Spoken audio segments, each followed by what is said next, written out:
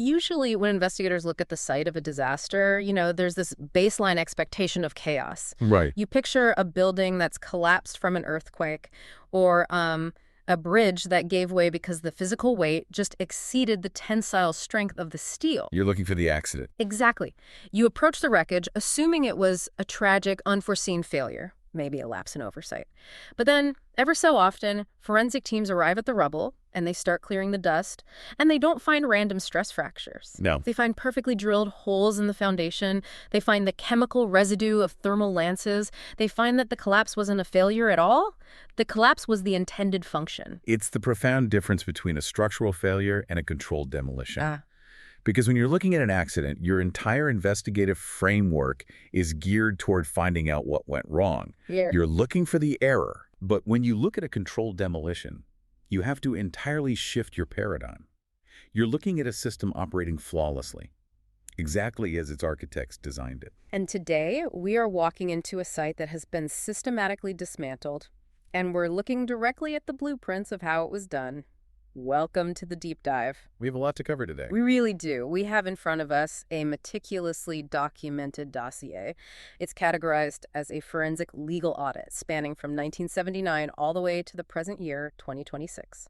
And our objective today for you, the listener, is to understand how global child protection frameworks and domestic financial pipelines have been engineered to evade public accountability. Structurally, legally, and financially. Right. This audit is a forensic examination of the international architecture of intercountry adoption, specifically isolating Australia's domestic compliance record as the main case study. And the paper trail we have is vast. I mean, we're looking at freedom of information disclosures from the Australian Department of Social Services, or DSS. We've got annual financial reports from International Social Service Australia, ISS. Not to mention the foundational treaties, the UN Convention on the Rights of the Child, the Hague Convention. Right. And we also have incredibly granular domestic statistics from the SNAICC Family Matters data, tracking First Nations outcomes, and bringing us right to the present day, explosive proceedings from the UN Committee on the Elimination of Racial Discrimination from May of 2026. The stakes here are incredibly high. The sources we're looking at allege a system that doesn't just, accidentally fail children. It's deliberate. Yes. They allege the deliberate creation of an accountability firewall, a legal and financial machine where harm is institutionalized, documented, and then used to justify its own continued funding. Now, before we dive into the financials, we need to be completely clear with you, the listener. The evidence we're dissecting today contains highly charged allegations, severe allegations about sovereign states, NGOs, and global standard-setting bodies. And we are not here to take a side. Exactly. We're not offering a moral verdict. Our role today is strictly impartial. We are just reporting, decoding, and unpacking the forensic and legal arguments exactly as they're presented in this audit. We're just mapping the terrain. Right. So to understand a systemic failure of this magnitude, you always have to start in one place. You follow the money. Always follow the money. The financial forensics give us this really localized, undeniable proof of concept for the whole strategy. The audit calls this strategy plausible deniability. And the perfect microcosm of this is a financial anomaly that happened between 2016 and 2018. The missing $1,032,000. Yeah. Let's break down exactly what the ledgers show. During that 2-year period, the Australian Department of Social Services paid ISS Australia roughly $1 million. In 2 tranches of about $516,000 each. Right. $1 million of Commonwealth money. Taxpayer money. But when you look for the public acquittal, the document proving how this money was spent line by line, there is absolutely nothing. Zero. No line item breakdown, no published outcome report. The public documentation is just entirely opaque. And look, in a modern bureaucracy, $1 million doesn't just vanish from a federal ledger without a paper trail. Exactly. Public governance laws require strict tracking. So naturally, investigators used Freedom of Information requests, FOIs, to force transparency. And this is where the tension in the record is just staggering. A request was lodged, FOI 118.18.055, asking DSS for the granular allocation of those funds. Basically, show us the receipts. How did the NGO spend the $1 million? Right, and the FOI officer responded by citing Section 24A of the Freedom of Information Act. The official response was, no documents exist. No documents exist. That is the state's official, legally binding position. Which is crazy on its own. But it gets worse. Because the audit cross-references this denial with a second simultaneous FOI request, FOI 1819-102. And this second disclosure completely shatters the first one. Because it reveals that DSS and ISS didn't just have some informal handshake agreement. They had constructed this massive, complex operational infrastructure. Right. The paperwork shows binding activity work plans, strict DSS Data Exchange Protocol compliance, meaning ISS had to constantly feed granular data back to the government. Mandatory 6-monthly reporting cycles. They were actively conducting complex overseas investigations. They even had international DNA testing protocols fully implemented. Okay, wait. I need to stop and make sure I'm getting this. Are the documents saying a federal department just flat out lied to an FOI applicant about $1 million? Well, the audit points out the sheer impossibility of the contradiction. You physically and legally cannot execute binding activity work plans and run international DNA testing without generating a single operational document. Payroll, vendor receipts, anything. Exactly. So how is it not a front-page scandal? Well, they used a brilliant, purely bureaucratic mechanism to hide it. A loophole. A tiny, incredibly powerful legal loophole regarding how the funds are classified. It's the difference between a grant arrangement and a procurement contract. Explain how that works in practice. Why does the word grant change the transparency laws? Under Australian law, specifically Section 95B of the Privacy Act and the FOI Act, when an agency uses a procurement contract, that external provider becomes an extension of the state. So they have to show their receipts. Yes, they're bound to strict principal agent accountability. But if the department classifies that exact same funding as a grant, the legal relationship changes entirely. Because a grant is technically viewed as a gift, like a subsidy. Precisely. It's a legal fiction. By calling it a grant, the department insulates the internal expenditure from FOI scrutiny. They can just claim they only hold the high-level grant agreement, not the granular receipts, because the NGO is an independent charity. Okay, let's unpack this with an analogy. Let's say I'm hiring a general contractor to build a house. I dictate the exact blueprints, the schedule, what brand of concrete they use. Total operational control. Right. And I demand their foreman uploads a progress report to my database every Friday. But I legally classify the money I give them as a charitable grant. So when the building inspector asks to see the receipts for the taxpayer money, I just shrug and say, sorry, I don't hold those records. They're an independent grant recipient. That analogy is perfect. What's fascinating here is that through the activity work plans, DSS retained absolute operational control. But by applying the grant label, they legally absolved themselves of the accountability. An engineered accountability gap. That's exactly what the audit calls it. But surely there are laws governing public money. You can't just give out $1 million and never check the math. You can't. Which is why the audit outlines massive legal red flags. The evidence points to severe exposures under the Commonwealth Criminal Code. Let's walk through those because the documents point to specific criminal statutes. Methodically. First, if acquittals were submitted that misrepresented how the funds were used, that's Section 134.2, obtaining a financial advantage by deception. Yeah. Second, if funds were applied outside the strict scope of those hidden activity work plans, that's Section 135.1, dishonestly causing a loss to the Commonwealth. And it goes up the chain to the government officials too, right? Yes. If officials knowingly authorized or willfully failed to investigate improper use of funds, that's Section 135.4, conspiracy to defraud the Commonwealth. Wow. And towering above all of that is the Constitution itself. Section 83, the Appropriation Clause. Public funds drawn from the Consolidated Revenue Fund must be applied solely to their legally appropriated purpose. Any diversion is a constitutional violation. So the conclusion here is binary. Under the PGPA Act, the department was legally required to get detailed acquittals. So either they completely abandon their statutory obligations, gross negligence, or the records exist and are being intentionally unlawfully hidden. Both realities point to a profound institutional collapse, which naturally drives the investigation to the next question. Right. Where's the money going? If they're fighting this hard to hide it, what is it actually funding? The audit argues it's sustaining what they call a maintenance economy. A maintenance economy. Let's unpack that. The concept is central to the accountability firewall. The state uses public funds to build an infrastructure specifically designed to manage the psychological, social, and emotional fallout of the child welfare system that the state itself administers.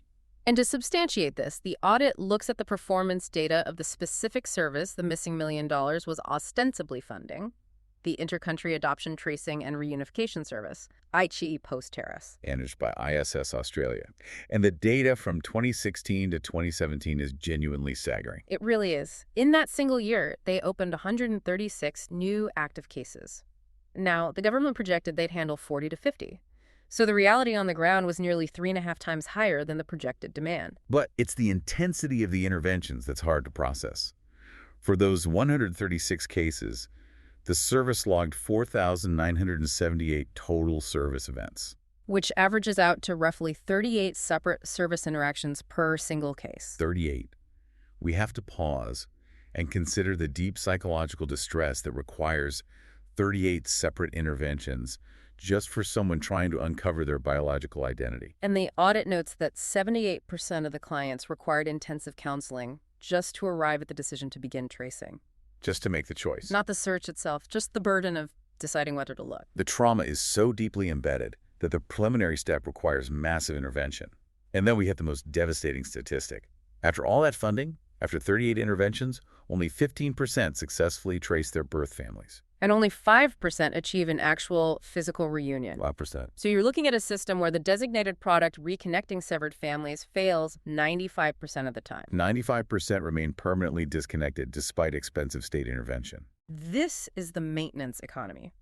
The state funds the original displacement through adoption, then it funds IKT-TARS to manage the consequences of that severance. And then it uses the massive failure rate and the overwhelming demand for trauma counseling to justify why it needs more funding next budget cycle. The harm literally becomes the currency. The wound proves the institution is vital. It's a closed financial loop. And a system relying on trauma to sustain its budget faces a massive threat. The political mobilization of the people it fails, which leads us to how it protects itself. Right. The audit calls this defense mechanism narrative capture, and it points to a 2017 publication titled The Color of Time. Now, on the surface, The Color of Time looks like a highly progressive, empowering initiative, a compilation of adoptee voices sharing their lived experiences. And this is where I struggle, because if the system is paying to publish raw adoptee experiences, isn't that transparency? Isn't giving them a platform a good thing? That intuition is exactly why narrative capture is so effective. It disarms criticism by co-opting the language of empowerment. But look at the underlying architecture. A power dynamics. Yes. DSS, the government overseer, wrote the check. ISS Australia, entirely financially dependent on that grant, managed the project. The stories were compiled by ICAV, Intercountry Adoptee Voices. But ICAV isn't fully independent, is it? No. They were financially hosted or auspiced by ISS. And it was co-produced by PUC, the Post-Adoption Resource Center, which is also state-funded. So the state funds the dependent NGO, who auspices the adoptee group, who co-produces with another state-funded body. It's a closed circuit. And they distributed over 700 free copies globally. But the audit points out what's missing. Zero independent editorial oversight. There was no structural requirement to include dissenting voices. Voices demanding abolition or criminal investigations or reparations. Exactly. The audit uses the term depoliticization. It's a laundering process. It takes raw, structural state violence, forced family separation, child trafficking, and translates it into a safe, administrative, therapeutic discourse. So when an adoptee demands an independent public inquiry into their falsified birth certificate, the narrative capture apparatus intercepts it. It translates a demand for justice into healing or complex emotional journeys. It converts a severe legal crisis into a permanent casework challenge.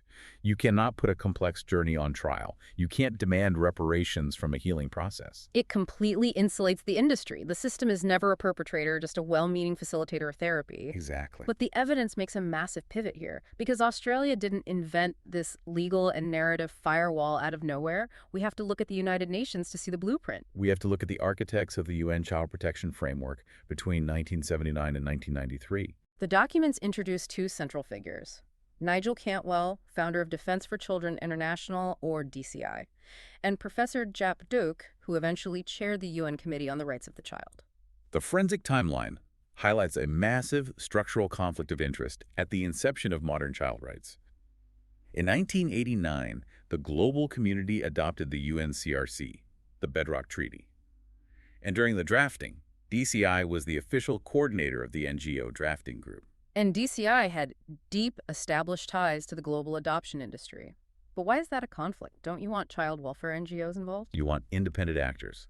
Because the UNCRC mandates the subsidiarity principle, meaning intercountry adoption must be an absolute last resort. Biological family, extended family, local community, domestic adoption, and only then, international. Keep the child close to their origins. Makes sense. But these exact same actors were simultaneously influencing the 1993 Hague Convention on Intercountry Adoption. Which is pitched as an anti-trafficking measure. Nominally.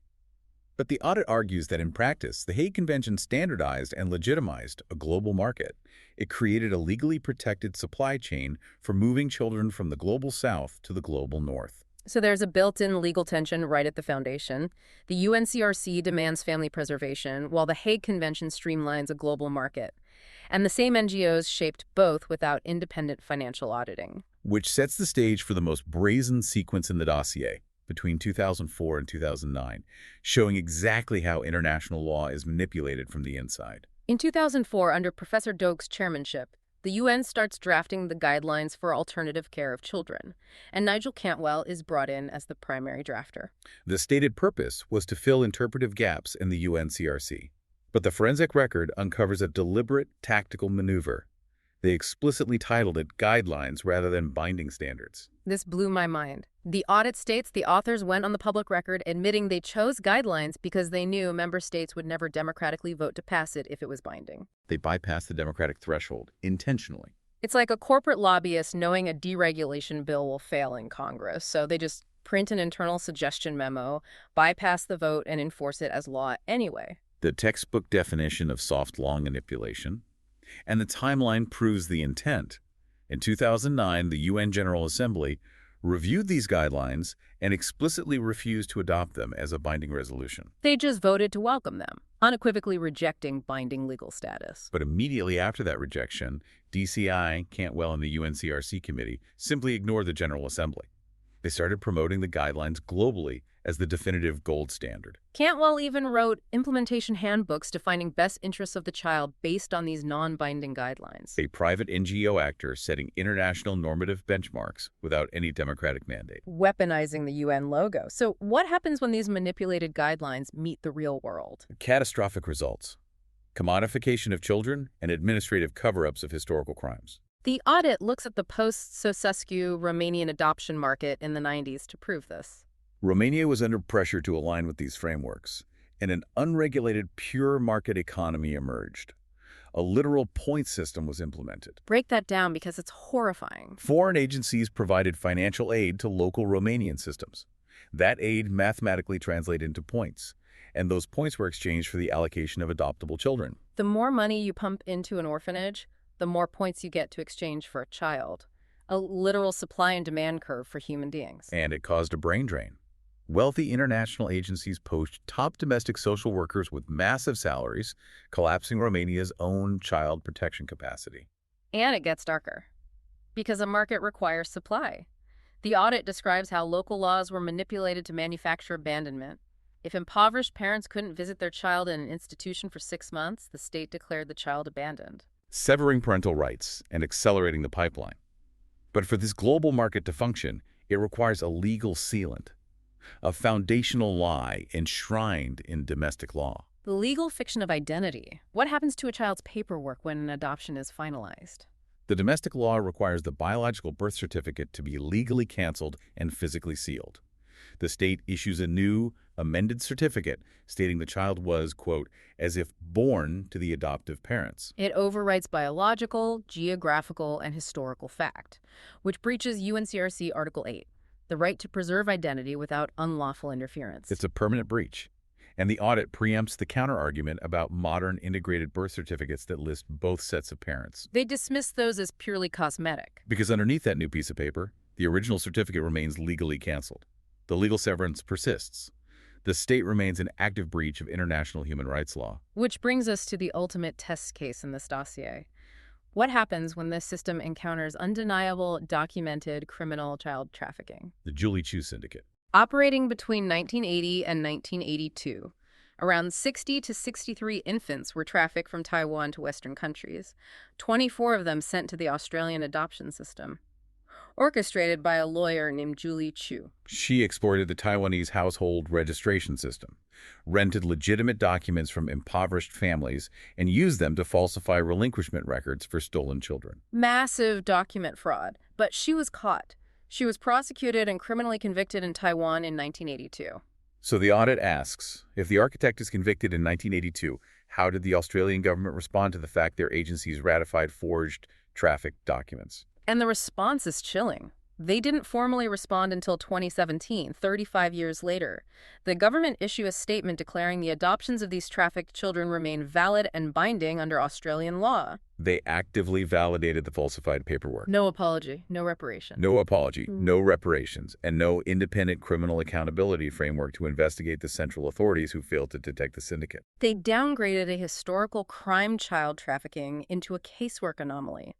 They let Julie Chu take the fall to protect the institution in Australia. Because if they invalidate those adoptions, the entire legal fiction that sustains intercountry adoption collapses under the liability. The system protects the system. So if they treat historical trafficking with administrative indifference, how are they treating vulnerable families today? This is where the investigation pivots to the domestic system operating right now, targeting First Nations communities in Australia. The SNAICC Family Matters Report from 2025. The data is devastating. First Nations children are currently 6 times more likely to be removed and placed in out-of-home care than non-Indigenous children. And for infants, babies under 1 year old, they are being removed at 9 times the rate of non-Indigenous infants. And the pipeline is one way.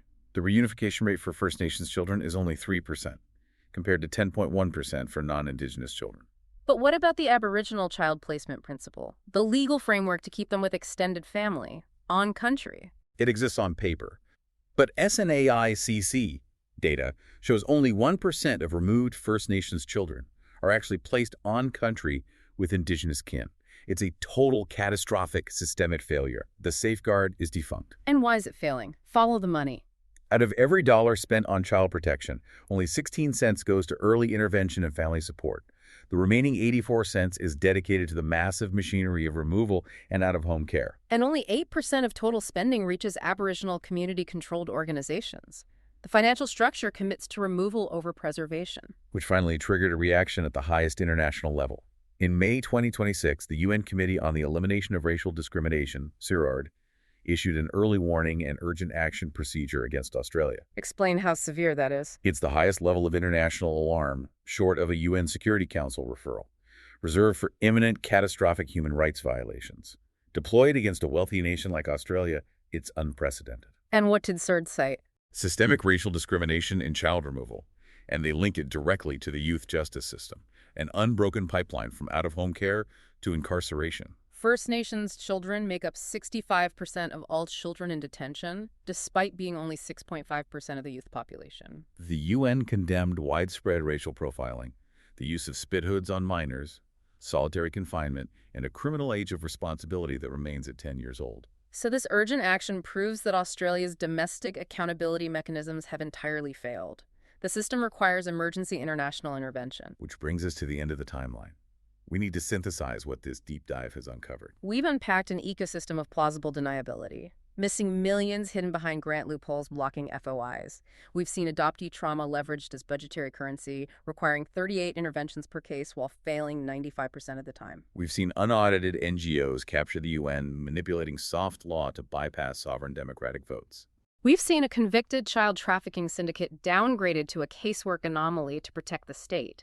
And we've seen this exact machinery currently fueling a crisis for First Nations families, resulting in top-level UN condemnation. The ultimate conclusion of the audit is stark.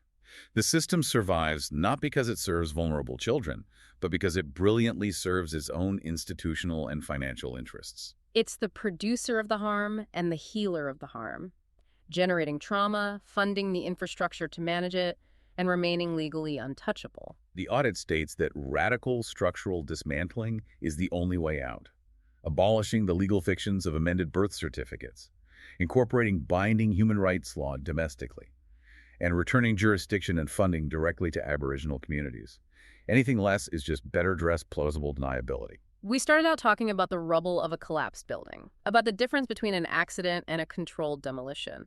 When you look at the grant loopholes, the narrative capture, the forged documents, the architecture didn't fail. It's operating exactly as designed. Which shifts the burden. We can't ask how to fix a broken system. We have to ask why we are funding a system designed to operate this way. Which leaves you, the listener, with a final thought to mull over. We rely on international frameworks to be the ultimate safety net. But if the blueprints for those safety nets were drafted by the industries that profit from the fall, how do we begin to distinguish between a rescue mission and a supply chain? That is the exact question this audit forces us to confront. Thank you for joining us on this incredibly heavy but vital deep dive. Keep looking at the blueprints, keep following the money, and keep questioning the structures of power around you. Until next time.